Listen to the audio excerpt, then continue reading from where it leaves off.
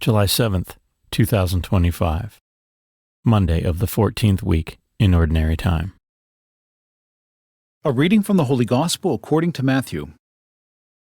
While Jesus was speaking, an official came forward, knelt down before him, and said, "My daughter has just died.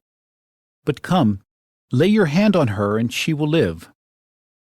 Jesus rose and followed him, and so did his disciples. A woman suffering hemorrhages for 12 years came up behind him and touched the tassel on his cloak. She said to herself, "If only I can touch his cloak, I shall be cured." Jesus turned around and saw her and said, "Courage, daughter, your faith has saved you." And from that hour the woman was cured. When Jesus arrived at the official's house and saw the flute players and the crowd who were making a commotion, he said, "Go away. The girl is not dead, but sleeping." And they ridiculed him. When the crowd was put out, he came and took her by the hand, and the little girl arose. And news of this spread throughout all that land. The Gospel of the Lord. A reading from the book of Genesis. Jacob departed from Beersheba and proceeded toward Haran. When he came upon a certain shrine, as the sun had already set, he stopped there for the night. Taking one of the stones at the shrine, he put it under his head and lay down to sleep at that spot. Then he had a dream. A stairway rested on the ground, with its top reaching to the heavens, and God's messengers were going up and down on it. And there was the Lord standing beside him and saying, "I, the Lord, am the God of your forefather Abraham and the God of Isaac. The land on which you are lying I will give to you and your descendants. These shall be as plentiful as the dust of the earth, and through them you shall spread out east and west, north and south. In you and your descendants all the nations of the earth shall find blessing. Know that I am with you. I will protect you wherever you go and bring you back to this land. I will never leave you until I have done what I promised you."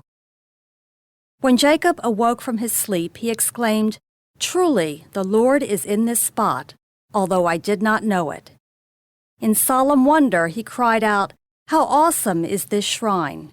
This is nothing else but an abode of God, and that is the gateway to heaven." Early the next morning, Jacob took the stone that he had put under his head, set it up as a memorial stone, and poured oil on top of it. He called the site Bethel, whereas the former name of the town had been Luz.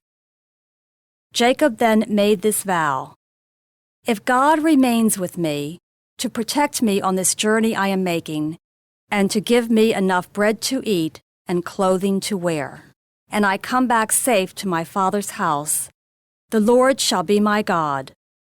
This stone that I have set up as a memorial stone shall be God's abode." The word of the Lord. The responsorial psalm. The response is, "In you, my God, I place my trust."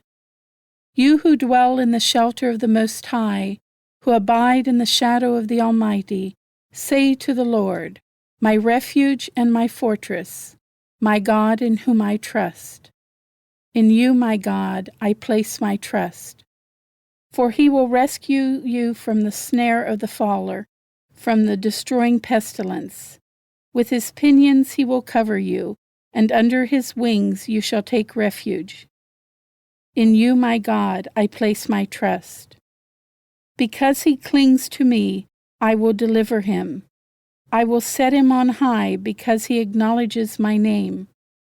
He shall call upon me, and I will answer him. I will be with him in distress.